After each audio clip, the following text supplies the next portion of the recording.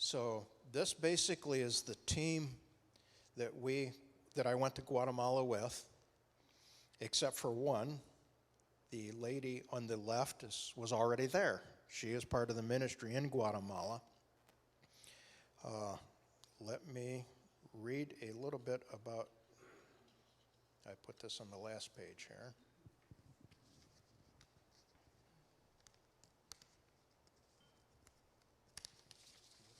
If I can get my fingers to work. This was what I believe Dylan Brobst wrote this, but what was written about her out on the website, it says it better than I can say it, so I'm just going to read it from here. So the lady out there on the left in the blue was Olga, and her family was once served by the ministry.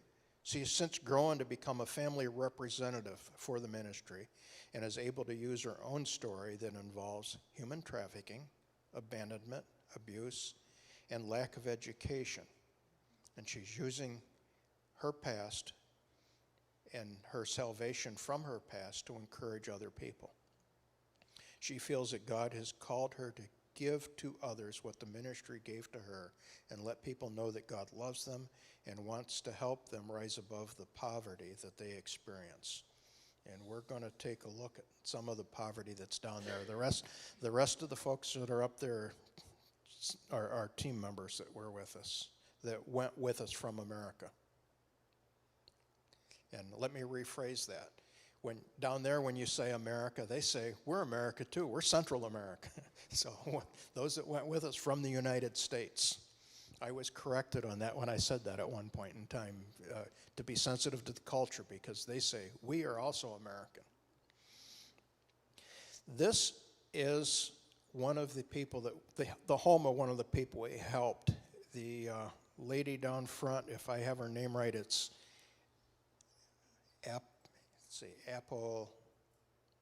Apollonia, something like that. I need somebody to help me with Spanish names.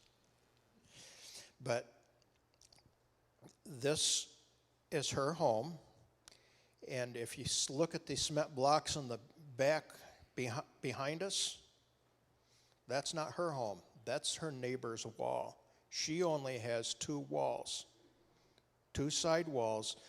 The rear wall and the other side wall are the neighbors' homes.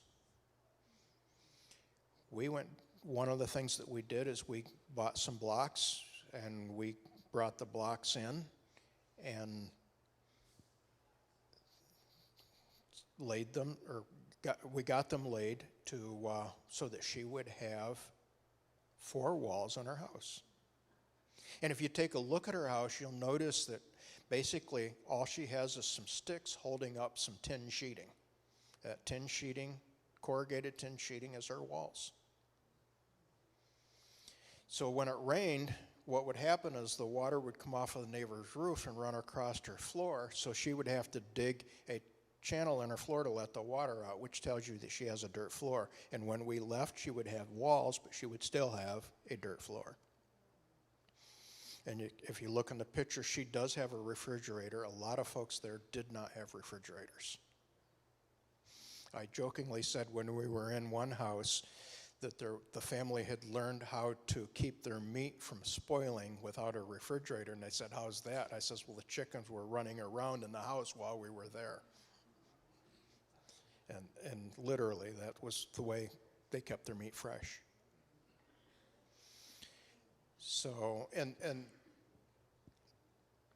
they have this family here, they had one mattress, they had 5 members, and they all slept on that one mattress. And one of our folks said, well, why don't we buy them some additional mattresses? And he said, because that's how they keep warm, is by all sleeping together, because the temperature, nobody has heat in their house down there. The temperature does drop. The coldest it got while I was down there was 11 degrees. And you might think that's really cold, but they do Celsius, so it's 51 degrees in our temperature. So it got down to 51 while I was down there, which is chilly. And this home wasn't all closed in. The place where we stayed was all closed in. We could just close the windows at night and it would maintain the temperature. We would be okay. In this particular case, it's not closed in. They can't do that. So that's how they kept warm.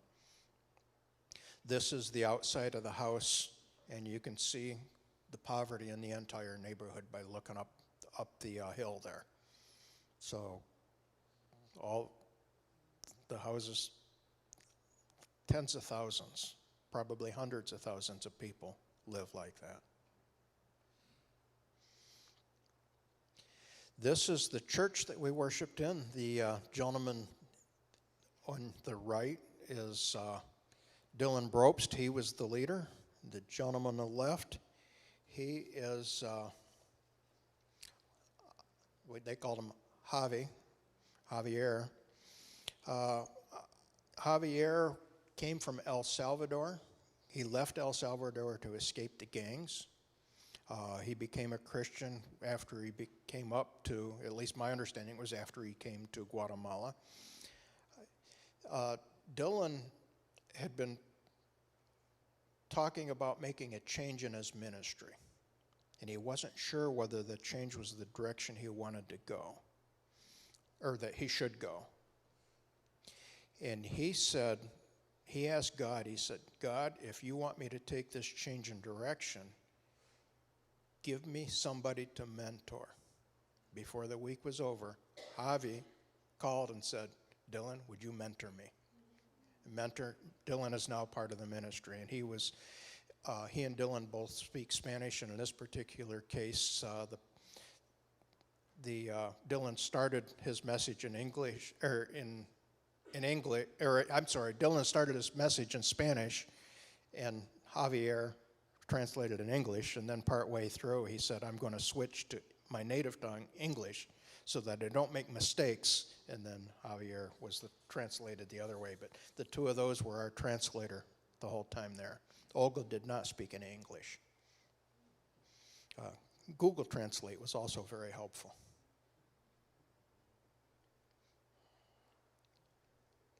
And this is the garage that we worshiped in a few minutes ago.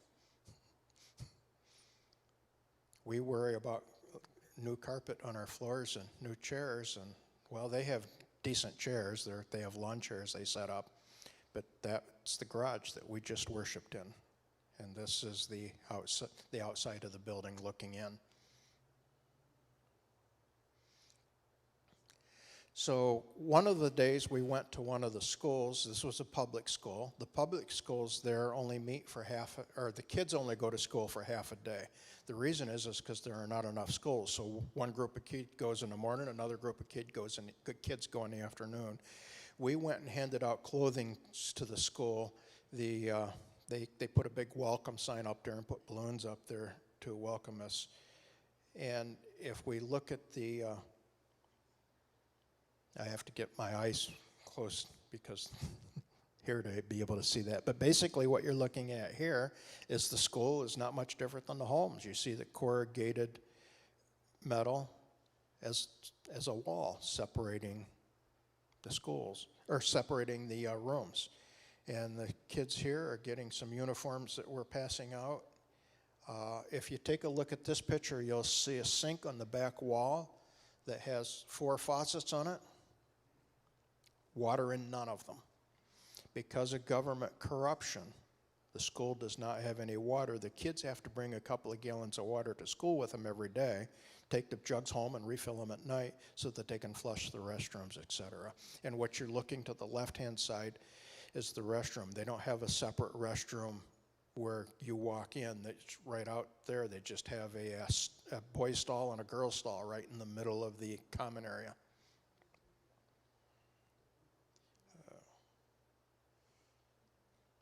And this is a picture of the kids after we handed out clothes, backpacks, and children's Bibles. And they're holding them up, and we're all waving at them.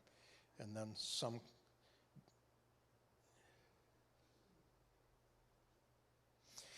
some clown was there entertaining the kids.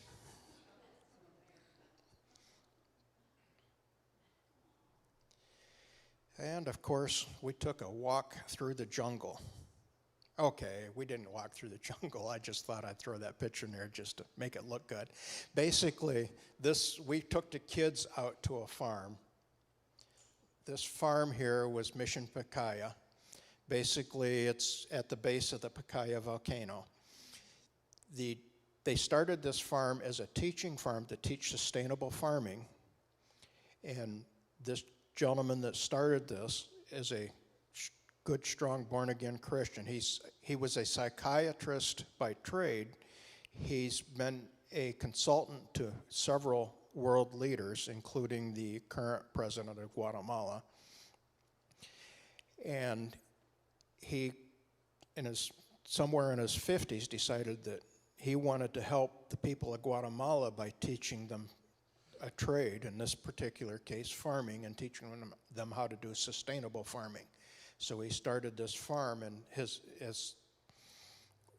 the message that he gave to the kids was a good, strong gospel message, and using plants to relate to Christianity, including, are you bearing fruit? So what you're looking at here is coffee. Now the tall trees are shading the coffee. The coffee just grows on a little bush about this big.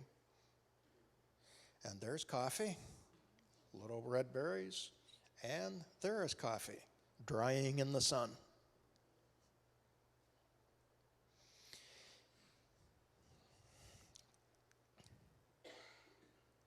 This family here, if I talk about the time that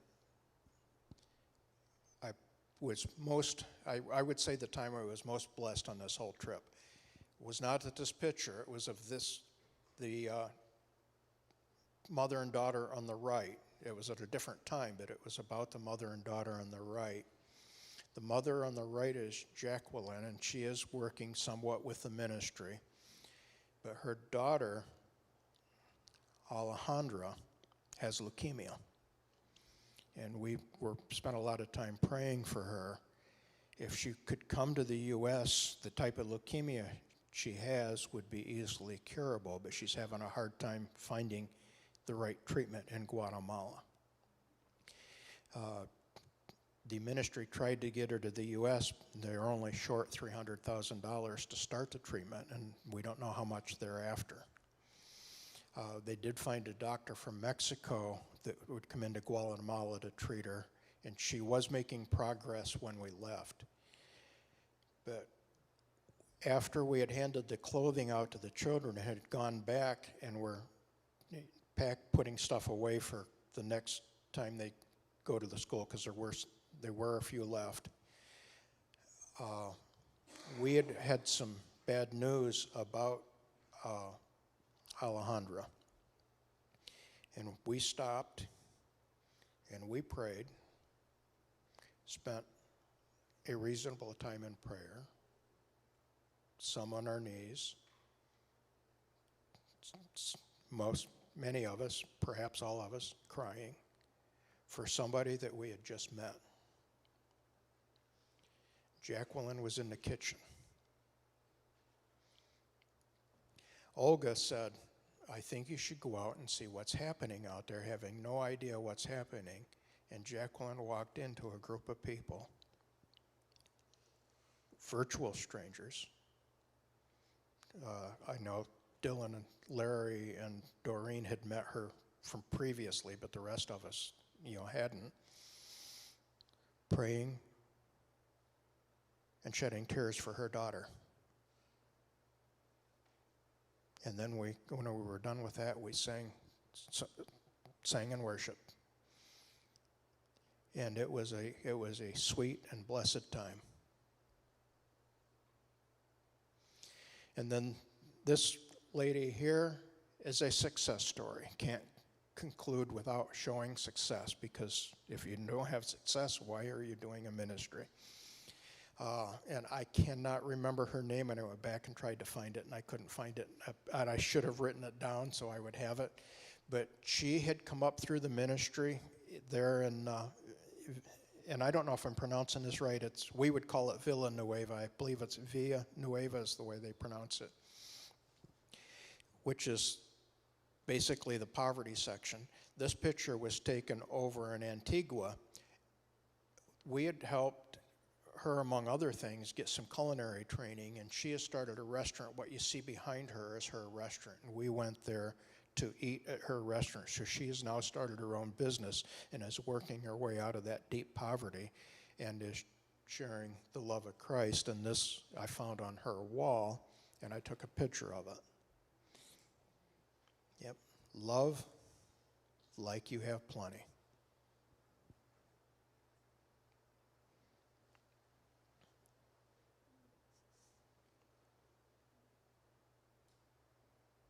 Jesus loved like he had plenty.